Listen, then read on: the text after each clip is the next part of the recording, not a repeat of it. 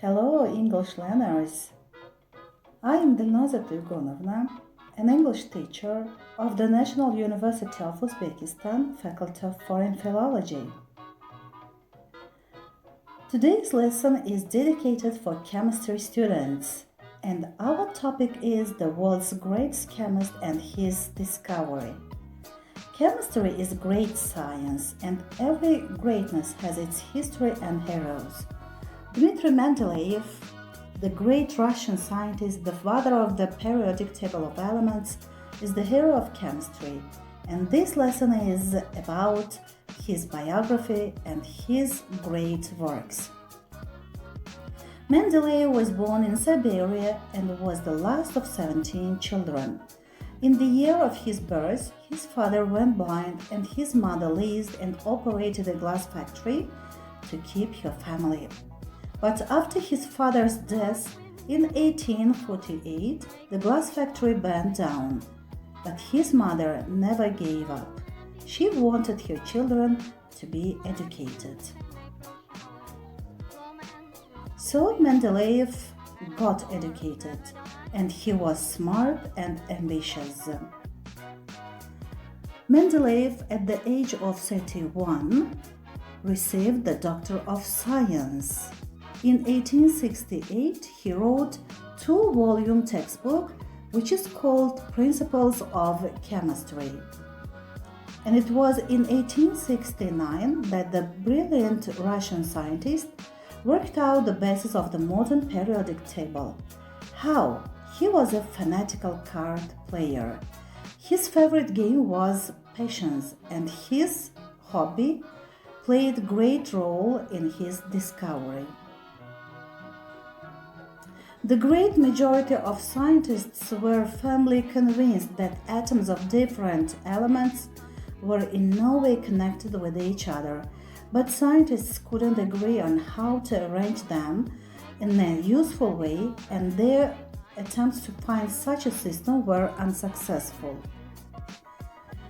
Mendeleev made thousands of experiments and calculations. Scientists set down his first ideas at breakfast. He drew up several rudimentary tables and then made 63 cards, one for each before known elements. On each card he put the properties of the element that he thought to be most important. He juggled the cards until he had an arrangement that satisfied him, but after 3 days and 3 nights he still hadn't found the solution. So he, exhausted, fell asleep. Miraculously, as he dreamt, he began to see the pattern he had been looking for.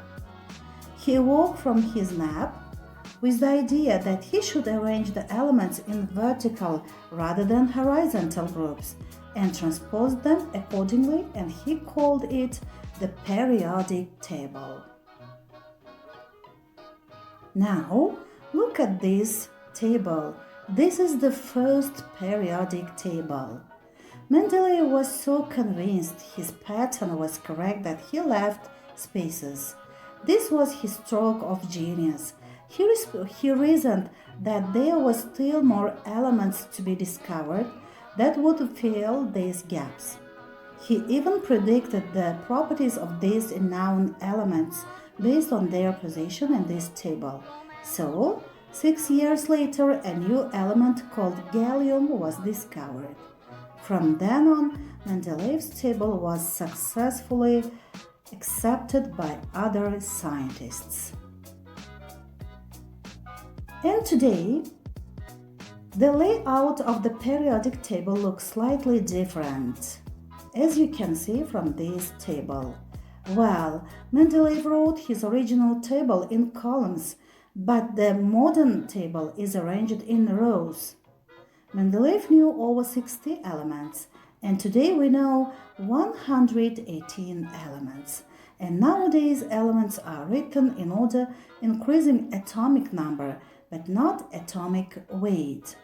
The position of any element in this table allows its properties to be predicted.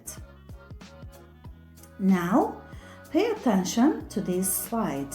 As you see from the table, it includes cells. In each cell, there is given atomic number, symbol of the element, name of the element, and atomic mass. For example, let's take fluorine. Its atomic number is 9. Symbol is F. Name is fluorine, and atomic mass is approximately 19. Why the periodic table is colored? Because each color has its meaning and function. For example, red color means alkali metal, orange one is alkaline earth, yellow color is transition metal, green color is basic metal, blue color is semi-metal, purple one is non-metal, violet one is halogen, and etc. So, this was all about the great scientist and the periodic table. Now, I am going to play you the new periodic table song. Please listen, enjoy, and of course, learn the English name of chemical elements. ASAP Science presents the elements of the periodic table. There's hydrogen and helium, then lithium, beryllium, boron, carbon everywhere, nitrogen all through the air, with oxygen so you can breathe, and fluorine for your pretty teeth, neon to light up the signs, sodium for salty times, Magnesium, aluminium, silicon, phosphorus, then sulfur, chlorine, and argon, potassium, and calcium so you'll grow strong, scandium, titanium, vanadium, and chromium, and manganese. This is the periodic table, noble gases stable, halogens and alkali react aggressively. Each period will see new outer shells while electrons are added, moving to the right. Iron is the 26th, then cobalt, nickel, coin to get copper, zinc, and gallium, germanium, and arsenic, selenium, and bromine, film, while krypton helps light up your room, rubidium, and strontium, then yttrium, zirconium, niobium, molybdenum, technetium, ruthenium, rhodium, palladium, silverware, then cadmium and indium, tin cans, antimony, then tellurium, and iodine, and xenon, and then cesium, and barium is 56, and this is where the table splits, where lanthanides have just begun, lanthanum, cerium, and praseodymium. Neodymium's next to promethium, then 62, samarium, europium, gadolinium, and terbium, dysprosium, holmium, erbium, thulium, ytterbium, lutetium, hafnium, tantalum, tungsten, then we're on to rhenium, osmium, and iridium, platinum, gold to make you rich till you grow old, mercury to tell you when it's really cold, thallium, and lead, the bismuth for your tummy, polonium, astatine would not be yummy, radar, francium will last a little time, radium, then actinize at 89. This is the periodic table, noble gas is stable, halogens and alkali react aggressively.